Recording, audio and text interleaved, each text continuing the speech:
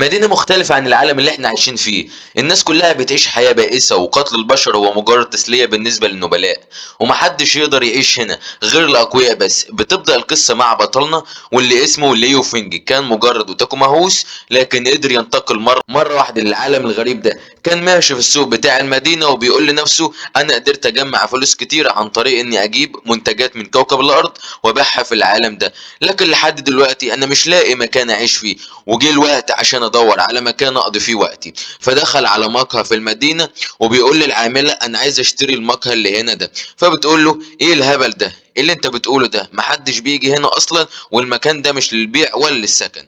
فقال لها مش مشكله انا عايز اشتريه برضه. وبيبص لقى واحد وراه بيقول له ما دام معاك فلوس كتير كده ايه رايك تشتري المدينه. فليه لف وشه وبيبص لقى واحد اسمه البارون، فبيقول في نفسه العجوز ده بخيل، انا عارفه هو ليه عايز يبيع المكان، وقال مش الارض دي هي ارض اجدادك، ليه عايز تبيعها. فكارتر قال له انا كبرت في السن، انا بقيت رجل عجوز مش قادر اتحرك بسهوله، والجيل الجديد اللي طالع ده كله تعبان.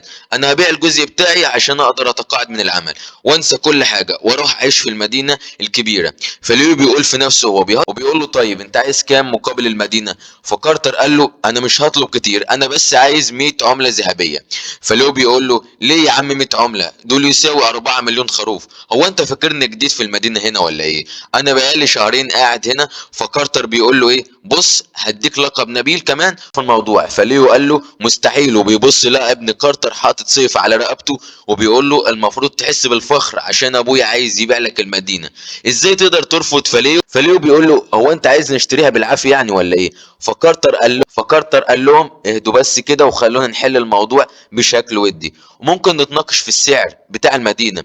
وقال لليو طيب انت شايف ايه احسن سعر مناسب ليك. فليو قال له بغض النظر عن انت قلتها دي، بس انا حتى معيش